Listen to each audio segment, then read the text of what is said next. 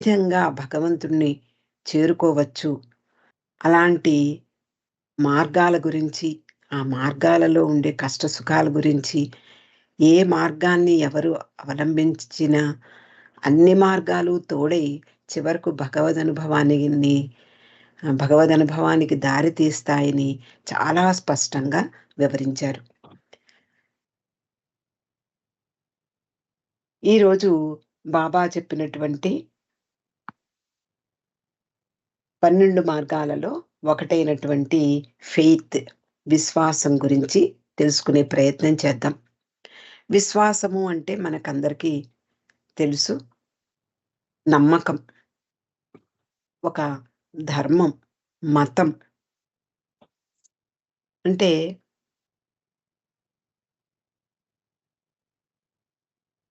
పరిపూర్ణమైనటువంటి గురువుపై విశ్వాసం, నమ్మకం ఉంచడం చాలా ముఖ్యము అని బాబా మొట్టమొదటి నుంచి చెప్తూ ఉండేవారు.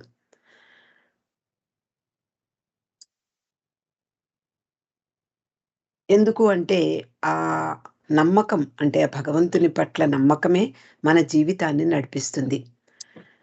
మన సాధారణమైనటువంటి మానవుల దగ్గర నుండి పరిపూర్ణ గురువుకు సర్వసమర్పణ అయినటువంటి శిష్యుని వరకు కూడా ఈ నమ్మకమే అతన్ని ముందుకు ప్రయాణించేలా చేస్తుంది. ఈ విశ్వాసం అంటే గురువు పట్ల గల విశ్వాసం ఆ శిష్యునికి తనపై విశ్వాసం కలిగించేలా చేస్తుంది. అంటే ముందు మనం మీద మనకు నమ్మకం ఉండాలి. అలాగే జీవితంలో విశ్వాసం కలిగింపచేస్తుంది. అలాగే ఈ సమాజం పట్ల విశ్వాసాన్ని కలిగింపచేస్తుంది. చిన్నపిల్లలుంటారు. వారికి పెద్దవాళ్ళ మీద పూర్తి నమ్మకం ఉంటుంది. వారి నుండి రక్షణ దొరుకుతుందని, అలాగే సహాయం దొరుకుతుందని ఆశిస్తారు. అది ఇతరులపై నమ్మకం ఉంచడానికి కూడా పనికొస్తుంది. అలా పెద్దవాళ్ళయ్యాక వాళ్ళకి సమాజం పట్ల నమ్మకం ఏర్పడుతుంది. ఆ విధంగా నమ్మకం అంటే విశ్వాసం పట్ల అంటే బాబా విశ్వాసం గురించి ఎన్నో విషయాలు చెప్పారు. ఈ విశ్వాసం లేకపోతే మనం భగవంతుని దగ్గరికి వెళ్ళలేం. ముఖ్యంగా కావాల్సింది విశ్వాసం. అంటే ఆయనను మన రక్షకుడిగా నమ్మాలి. లేకపోతే మనకి నిజానికి క్షణం కూడా గడవదు. ఆయనను నమ్మి ఉన్నాం కాబట్టే మనము ఈ పరిస్థితుల్లో ఉన్నాము అని మనము అర్థం చేసుకోవచ్చు. అయితే బాబా ఏమంటారు అంటే, ఈ విశ్వాసం అనేది నిజానికి చాలా కష్టమైన విషయం. బాబా ఎప్పుడూ తన ప్రేమికులను అంటే బాబాను దర్శించడానికి వచ్చినటువంటి ప్రేమికుల యొక్క ఏదైనా చెప్పుకోవాలి అని అనుకుని వచ్చే వాళ్ళందరినీ "do you have faith in me" అనేవారు. అంటే నా పట్ల నీకు విశ్వాసం ఉందా? ఎవరైనా ఇంకా నా పరిస్థితి ఇది బాబా అంటే నా మీద విశ్వాసం ఉంచండి అనేవారు. అంటే అటువంటి అభయాన్నిచ్చేవారు. నన్ను విశ్వసిస్తే నిన్ను ఈ ప్రాపంచిక సుఖాల పట్ల కాకుండా ఆధ్యాత్మికంగా నిన్ను ముందుకు తోస్తాను అని. అలాగే విశ్వాసం గురించి గురువు రామదాసు అతని శిష్యుడు కళ్యాణ్ గురించినటువంటి అనేక కథలు బాబా చెప్తూ ఉండేవారు తన శిష్యులకు. మనందరికీ తెలిసినటువంటి కథే అయినా మరొక్కసారి తెలుసుకునే ప్రయత్నం చేద్దాం. ఈ గురువు శిష్యులను పరీక్షించడానికి తన కాలి మీద ఒక మామిడి పండును గట్టిగా కట్టుకుని చాలా బాధపడుతున్నట్లుగా నటిస్తాడు. శిష్యులందరూ అయ్యో గురువుగారి బాధను చూసి బాధపడుతూ ఏం చెయ్యాలి అని ఆలోచిస్తూ వాళ్ళు తలో మార్గాన్ని సూచిస్తారు. ఇలా చేస్తే మీకు నయమవుతుంది. ఇలా చేస్తే మీకు ఓదార్పు కలుగుతుంది. మీకు సుఖంగా ఉంటుంది. ఈ పుండు అనేది మానిపోతుంది. ఇలా శిష్యులందరూ తలో చికిత్స అని సూచిస్తారు. కానీ రామదాస్ మాత్రం విపరీతంగా బాధను అనుభవిస్తున్నట్లుగా నటిస్తూ, అవేవి తన బాధను నివారించలేవు. ఎవరైనా ఆ పుండులోని విషాన్ని పీలిస్తే నాకు నివారణ దొరుకుతుంది. అప్పుడు నాకు సుఖంగా ఉంటుంది. ఈ బాధ నుండి విముక్తి లభిస్తుంది అని అతడు శిష్యులతో చెప్తాడు. అది విన్న శిష్యులందరూ కూడా ఒక్క క్షణం ఆలోచిస్తారు. కానీ అందులో కళ్యాణ్ అనే శిష్యుడు మాత్రం ఏమాత్రము సంకోచించకుండా ముందుకు వచ్చి గురువు గురువుకున్నటువంటి ఆ పుండును నోటితో పీల్చడానికి ప్రయత్నిస్తాడు. అతను నిజంగా ఆ గురువు కట్టుకున్నటువంటి ఆ మామిడి పండు యొక్క రసం నోటికి తగులుతుంది. ఈ విషయాన్ని శిష్యులందరికీ వివరిస్తాడు ఆ గురువు. కళ్యాణ్ తన పట్ల గల ప్రేమ, విశ్వాసాలను ఇది రుజువు చేస్తుంది. ఇలా ఉండాలి మీరందరూ అంటూ మిగిలిన శిష్యులందరికీ కూడా కళ్యాణ్ యొక్క విశ్వాసాన్ని ప్రత్యేకంగా అందరికీ డెమాన్‌స్ట్రేట్ చేస్తాడు ఆ గురువు. అలాగే మరో ఉదాహరణ కూడా బాబా చెప్పారు. ఒకరోజు ఈ రామదాసు అనే సద్గురువు మిట్ట మధ్యాహ్నం కళ్యాణ్‌ని పిలుస్తాడు. పిలిచి చీకటి పడిపోయింది. దీపం వెలిగించి తీసుకురా అంటాడు. అది మిట్ట మధ్యాహ్నం. అందరికీ తెలుసు. అలా గురువు ఆదేశించగానే కళ్యాణ్ వెంటనే దీపం వెలిగించి తెస్తాడు. గురువు వెంటనే అతని చెంప మీద కొట్టి, "ఇది పట్టపగలు కనపట్టలేదా?" అని గట్టిగా అడుగుతాడు. అప్పుడు కళ్యాణ్ గురువును క్షమించండి అని చెప్పి ఆ లాంతరు తీసుకుని వెళ్ళిపోతాడు. ఈ ఉదాహరణ రామదాసు శివాజీకి చెప్పాట. విశ్వాసము, విధేయత అంటే ఇలా ఉంటుంది. అంటే కళ్యాణ్ గురువు చెప్పిన మాట వినగానే ఆ పట్టపగలు కూడా చీకటిగా భావిస్తాడు. అతనికి నిజంగానే చీకటి అయిపోతుంది. అటువంటి విశ్వాసం కళ్యాణ్‌కి తన గురువు పట్ల ఉంది. బాబా అంటారు, ఇలాంటి తిరుగులేని విధేయత గాని 5 గంటలకు వాకింగ్ పోతాను. లాక్ చేసుకొని పోతా. 5 సరే అండి. సుజన్ గారు కొంచెం మ్యూట్ చేసుకోండి. అయ్యో! సారీ అండి. సారీ. సంపూర్ణ విశ్వాసం చాలా చాలా కష్టం. బాబా ఎన్ని అంటే సూచిస్తారు. కానీ ఇది చాలా కష్టము. కానీ అసాధ్యం మాత్రం కాదు అంటారు.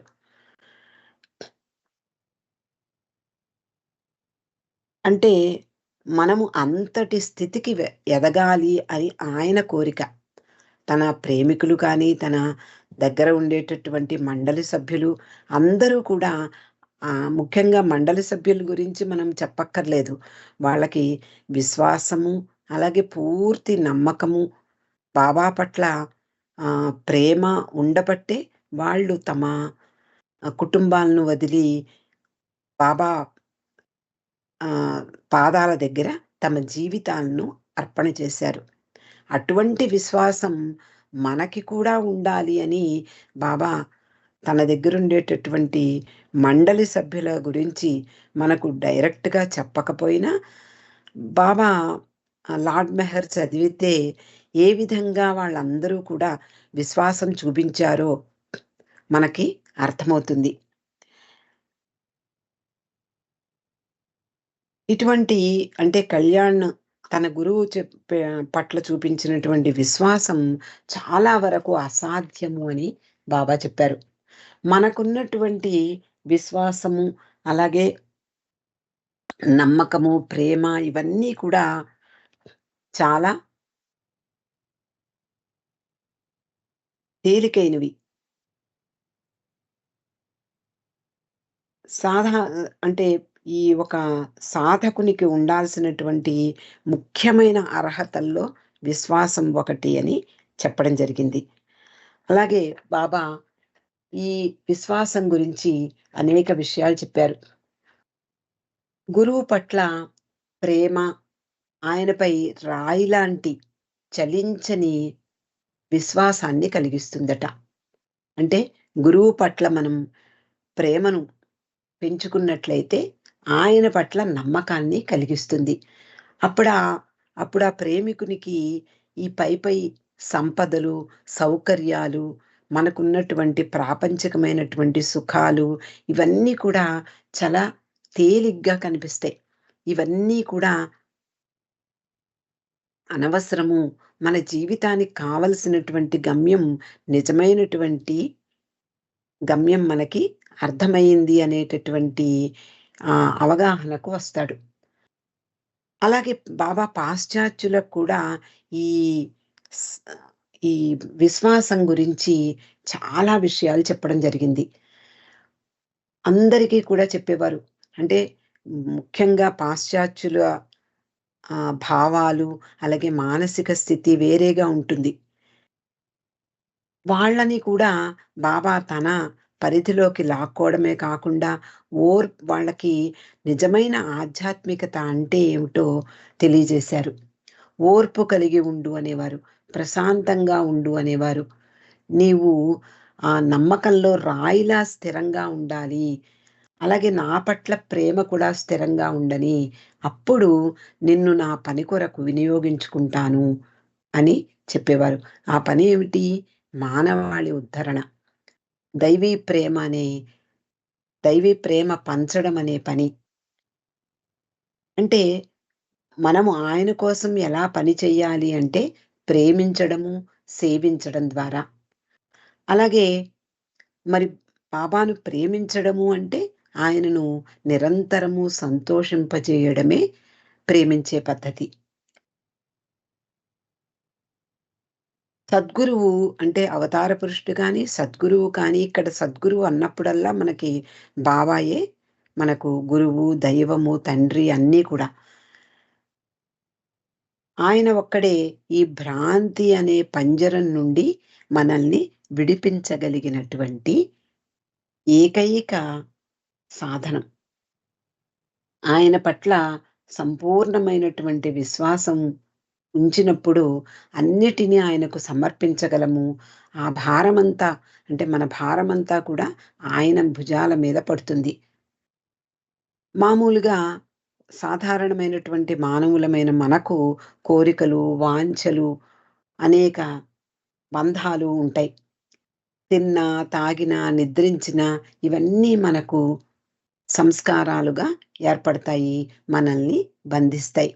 కానీ దైవీ మానవుడు ఏం చేసినా ఆయన ఈ భూమి మీదకు వచ్చి మన మధ్య మానవునిగా మసలి మనలాగే భోజనం చేశాడు, నిద్రించాడు.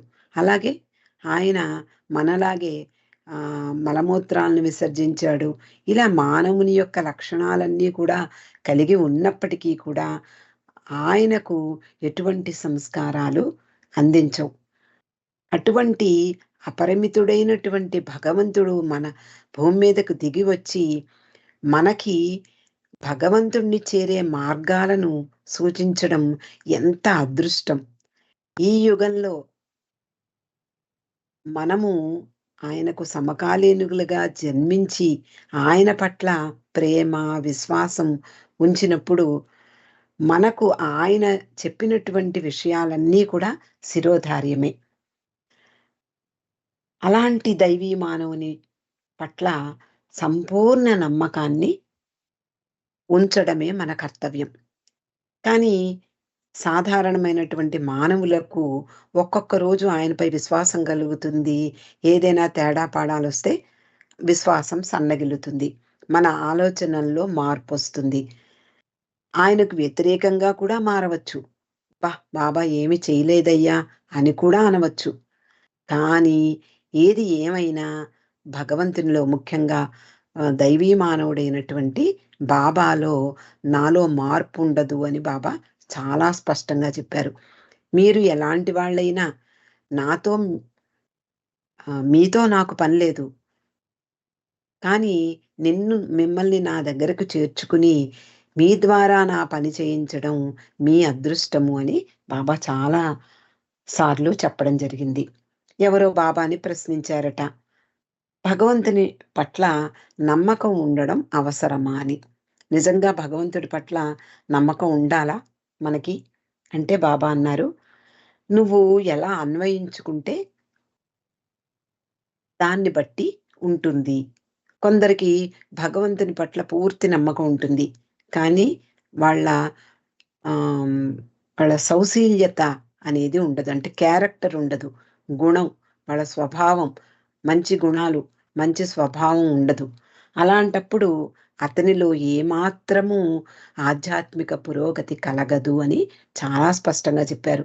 అంటే భగవంతుని పట్ల పూర్తి విశ్వాసం ఉన్నా కూడా మన యొక్క స్వభావం, మన యొక్క మంచి లక్షణాలు వీటి మీద ఆధారపడి ఉంటుంది.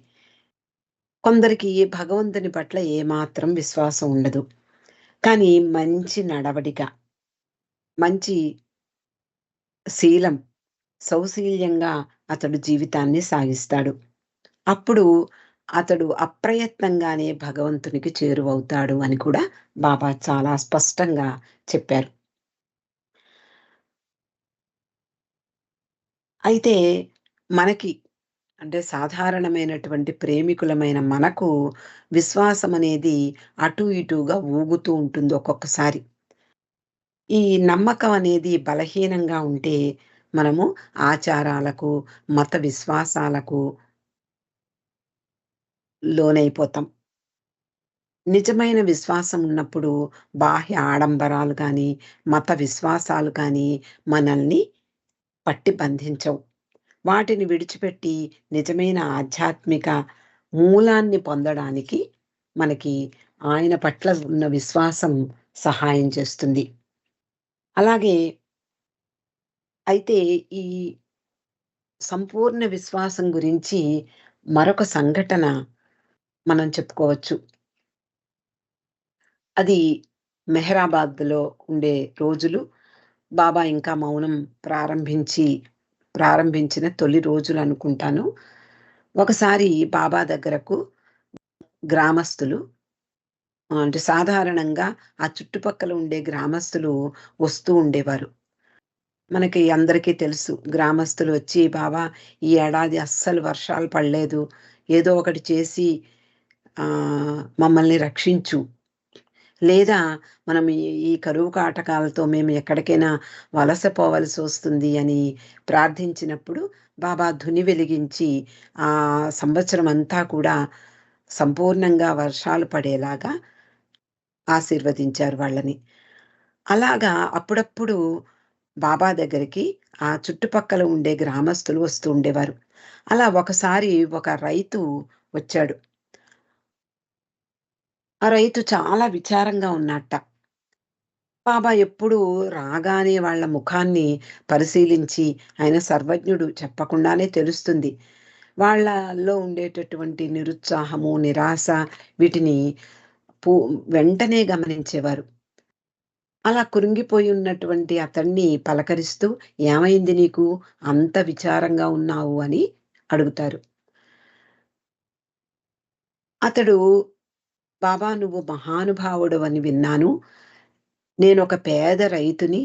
నాకున్న ఎకరం పొలంలో పంట వేసుకుని నేను బతుకుతున్నాను. కానీ ఆ పంట ఏమాత్రము చేతికి సరిగ్గా అందటం లేదు. నీరు లేకపోవడం వల్ల. నిన్ను నీళ్లు అడగడానికి వచ్చాను" అని అన్నాడు. అంటే మరి నీళ్లు నన్నడిగితే నేనేం చేస్తాను అంటే, "లేదు బాబా నేను బావిని తవ్వుకున్నాను. కానీ నీళ్లు పడలేదు. నీ అనుగ్రహం కోసం వచ్చాను" అని బాబాను అడుగుతాడు. "నువ్వు నాకు నీళ్ళిస్తావని పూర్తి నమ్మకంతో వచ్చాను" అని కూడా చెప్పాడు. బాబా అడుగుతారు, "ఎంత లోతు తవ్వావు ఆ బావి" అని. 40 అడుగులు తవ్వాను బాబా, అయినా నీరు పడలేదు అంటే, బాబా ఇంకా తవ్వడం కొనసాగించు, ఆపకు, మరింత లోతుగా తవ్వు, మరో 5 అడుగులు తవ్వితే నీకు నీరు పడుతుంది అని చెప్పారు.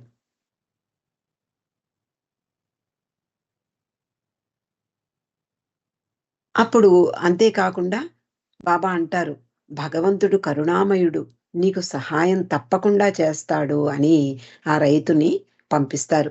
ఆ రైతు కూడా చాలా బాబా ఇచ్చినటువంటి అభయాన్ని, ఆశీర్వాదాన్ని సంతృప్తిగా అనుభూతి పొందుతూ వెళ్ళిపోతాడు. ఒక వారం గడిచింది. ఆ రైతు ఆ గ్రామస్తులందరినీ వెంట పెట్టుకుని మేళతాళాలతో పాటలు పాడుతూ ఆనందంగా బాబా దగ్గరికి వస్తారు. బాబా, నీ కృపతో నా బావిలో నీరు పడింది అని ఎంతో ఆనందాన్ని ప్రకటిస్తాడా రైతు. బాబా నవ్వుతూ వాళ్ళందరికీ ప్రసాదం పంచిపెట్టి వాళ్ళకి వీడ్కోలు చెప్తారు. వాళ్ళందరూ వెళ్ళిపోతారు. బాబా మండలి వారితో అంటారు, ఈరోజు నేను చెప్పిన మాట వృధా కాలేదు. కానీ నేనేం చెయ్యలేదు. ఆ రైతుకి నేనేమీ సహాయం చెయ్యలేదు. నన్ను నమ్మండి.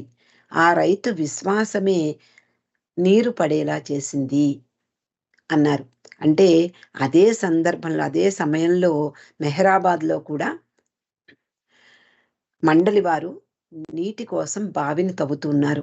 ఎంత లోతుగా తవ్వినా నీరు పడటం లేదు. మరి ఎక్కడో ఒక రైతు వచ్చి, బాబా నీ దయ, నీ కృప, నీ కరుణ కావాలి, నాకు నీరు పట్టం లేదు అని చెప్పగానే మరో 5 అడుగులు తవ్వితే నీరు పడుతుందని చెప్పడం జరిగింది. అలాగే నీరు పడింది కూడా. వాళ్ళందరూ సంతోషంగా బాబాకు చెప్పడం కూడా జరిగింది. కానీ మెహరాబాద్‌లో స్వయంగా బాబా ఉన్న చోట నీరు పడలేదు అంటే అర్థమేమిటి? మండలి వారందరికీ కూడా చాలా చిరాకొచ్చింది బాబా పట్ల. ఏంటి, ఎక్కడో ఒక రైతొచ్చి, బాబా నిన్నే విశ్వసిస్తున్నాను, నీ మీద నమ్మకంతో వచ్చాను అనగానే అతనికి బావిలో నీరు పడింది. మరి ఇదేమిటి అని వాళ్ళల్లో వాళ్ళు వాళ్ళకి సంశయం కలుగుతుందని బాబా వాళ్ళతో చాలా స్పష్టంగా చెప్పారు. నన్ను నమ్మండి. నేను అతని పట్ల నేనేమీ చెయ్యలేదు. ఆ రైతు విశ్వాసమే అతని బావిలో నీరు పడేలా చేసింది అని చెప్పారు. ఇంకా ముఖ్యంగా అక్కడ రుస్తుం చాలా కోపోద్రిక్తుడయ్యాడు. మరి మన సంగతేమిటి బాబా? మేము ఇక్కడ బావి ఎంత లోతుగా తవ్వినా నీరు పట్టం లేదు అంటే, బాబా అంటారు, నేను భగవంతుడిని. నా కోసం బావిని తవ్వమన్నాను. అయితే నేను విశ్వసించడానికి మరొకరుండాలి. కానీ నేను ఎవరి పట్ల విశ్వాసం చూపిస్తాను? నేను ఒంటరివాడిని. నేను విశ్వసించడానికి మరొకరెవళ్ళు లేరు కదా! అని ఇలా చెప్పడం కొనసాగిస్తే రుస్తుంకి ఇంకా చిరాకొచ్చింది. కోపంగా, బాబా, మాకు నీ పట్ల విశ్వాసం ఉంది. మరి నీరు ఎందుకు పట్టం లేదు అని మళ్ళీ ప్రశ్నిస్తాడు. బాబా అంటారు, దాని గురించి నాకు తెలియదు. ఆ రైతు గురించి నిజంగానే నేనేం చెయ్యలేదు. అతని విశ్వాసమే నీరు పడేలా చేసింది అన్నారు. రుస్తుం అన్నాడు, ఇంకా అతడు తన యొక్క ఉద్రేకాన్ని అదుపులో పెట్టుకోలేక, ఇంక నీతో మేము ఉండడం ప్రయోజనం లేదు బాబా. నిన్ను విశ్వసిస్తున్నామన్నా మమ్మల్ని నువ్వు నమ్మడం లేదు. రాత్రి పగలు నీ దగ్గరే ఉంటూ సేవ చేస్తున్నాం. అకస్మాత్తుగా ఊడిపడ్డ ఆ రైతు పట్ల ఉన్నటువంటి నమ్మకం కూడా మా పట్ల నీకు లేదు అని రుస్తుం చాలా కఠినంగా బాబా ముందు మాట్లాడాడు. బాబా ఇంకా ఎంతో ఎంతో సహనంతో, ఓర్పుతో, అంటే మనలాంటి బలహీనత ఉన్నటువంటి వాళ్ళందరినీ బాబా తన బిడ్డలుగా చూసుకుంటున్నాడు. ముఖ్యంగా మండలి వారిలో ఉండేటటువంటి ఆ ఉద్రేక స్వభావము, అలాగే వాళ్ళ బలహీనతల్ని బయటికి లాగి వాళ్ళల్లో ఏమీ లేకుండా చాలా స్వచ్ఛమైన ముత్యాల్లా తయారు చేశారు. అందువలన బాబా రుస్తుం మాటలకు నవ్వి, "నీకు అర్థం కావటం లేదు రుస్తుం. ఆ రైతు కేవలము నీటి కోసమే వచ్చాడు." ఇక్కడ మనం కూడా అర్థం చేసుకోవలసిన విషయం బాబా చెప్తున్నారు. ఆ రైతు కేవలం నీటి కోసమే వచ్చాడు. అతని విశ్వాసం నీటితో ముడిపడి ఉంది. అతని బావిలో నీరు పడకపోతే అందరిని పిలిచి నా గురించి చెప్తాడు. ఏమని? ఆయన గురించి ఎంత దూరం వెళ్ళాను, మెహరాబాద్ వరకు నా సమయం వృధా చేసుకున్నాను, డబ్బులు వృధా అయ్యాయి, నా శ్రమ వృధా అయింది, అంతా వేస్ట్, ఆయనతో ఏ ప్రయోజనం లేదు అని చెప్తాడు. కానీ మీ విశ్వాసం దేనితోనూ ముడిపడలేదు. మండలి వారు బాబాని విశ్వసించింది బావిలో నీరు పడ్డానికి కాదు కదా. నీరు పడకపోయినా, మీ కోరికలు తీరకపోయినా నా పట్ల మీ విశ్వాసం చెదరదు. మీ విశ్వాసం నాతో సంబంధం కలిగి ఉంది కానీ మీకు నేను చెప్పిన పనితో సంబంధం లేదు. నేను మిమ్మల్ని నమ్ముతాను. కేవలం నీటి కొరకు వచ్చిన అతన్ని నేను నమ్మలేను. నన్ను నమ్మే మీరు ఎంతో అదృష్టవంతులు. కానీ మీరు అతనిలా ఉండాలి అనుకుంటే మీకు కూడా నీరు పడుతుంది. అంటే నీటి పట్ల ఆ విశ్వాసం అనేది భగవంతుని పట్ల కాదు ఆ రైతుకున్నది. నీరు పడాలనే ఒక కోరిక పట్ల విశ్వాసం. అది బాబాను అర్థించాడు. బాబా మరో 5 అడుగులు తవ్వమన్నాడు. అంతే, అక్కడితో అతని విశ్వాసం నెరవేరిపోయింది. కానీ మండలి వారు కానీ, ఆయన ప్రేమికులు కానీ బాబా పట్ల విశ్వాసం మనకేదో వనగూరుతుందని, మన కోరికలు తీరతాయని కాదు ఆయన పట్ల విశ్వాసం ఉంచింది. కాబట్టి బాబా అంటున్నారు, నన్ను పూర్తిగా విశ్వసిస్తున్నటువంటి మీరు అదృష్టవంతులు. కానీ అతనిలా మీరు ఉండాలి అనుకుంటే మీకు కూడా నీరు పడుతుంది. నిర్ణయించుకోండి, మీకు నీరు కావాలో నేను కావాలో అంటూ బాబా ఆ రోజు స్పష్టంగా మండలి వారికి ఆ విశ్వాసం గురించి అద్భుతమైనటువంటి విషయాన్ని, అంటే అంటే ఏ పరిస్థితి అయినా సరే బాబా తన అనుకూలంగా మార్చుకుని మనకు ఒక ఆధ్యాత్మిక విషయాన్ని చాలా సాధారణమైనటువంటి విషయంతో కలిపి చెప్పడం అనేది బాబాకున్నటువంటి నేర్పరితనం, ఆయన నైపుణ్యం. బాబా అంటారు, నేను ఒకవేళ ఎలా ఉన్నా కూడా మీ ఎదురుగా దిగంబరంగా డాన్స్ చేసినా కూడా మీరు నన్ను నమ్ముతారు. భగవంతుడని నన్ను నా దగ్గరికి వచ్చి నన్ను పూర్తిగా విశ్వసించిన వాళ్ళు మీరు చాలా అదృష్టవంతులు అంటూ ఈ విషయాన్ని పూర్తి చేశారు. ఇలా విశ్వాసము అంటే ఏమిటి? ఆ విశ్వాసం ఎలాంటి, అంటే మన యొక్క విశ్వాసం దేని మీద ఉంది, దేనికోసం బాబాని విశ్వసిస్తున్నాము అనే దాని మీద ఈరోజు మనకు బాబా ఇచ్చినటువంటి ఉదాహరణ ఇవన్నీ మనకు ఒక మంచి అవగాహన కలిగించాయి అని నేను నమ్ముతూ అవతార్ మెహర్ బాబా కీ జై. జై బాబా లక్ష్మి గారు. విశ్వాసం అనేది ఎంత మహత్యం ఉన్నదో దాంట్లో అనేసి మీరు చాలా ఉదాహరణలతో సహా అన్ని మాకు చాలా వివరంగా చెప్పారు. మీకు అనేక ధన్యవాదాలు. జై బాబాలు. ఇప్పుడు బాబాకి హారతి ఇవ్వవలసిందిగా బాలరాజు గారిని కోరుతున్నాను. జై బాబా బాలరాజు గారు. అవతార్ మెహర్ బాబా की जय. देवा प्रेम स्वभावा प्रभो मेहर बाबा प्रियतमा मन सुहारति दे प्रियतमा मन सुहारति दे ప్రేమ జ్యోతి మా హృది వెలిగించు, కామ క్రోధముల మది తొలగించు.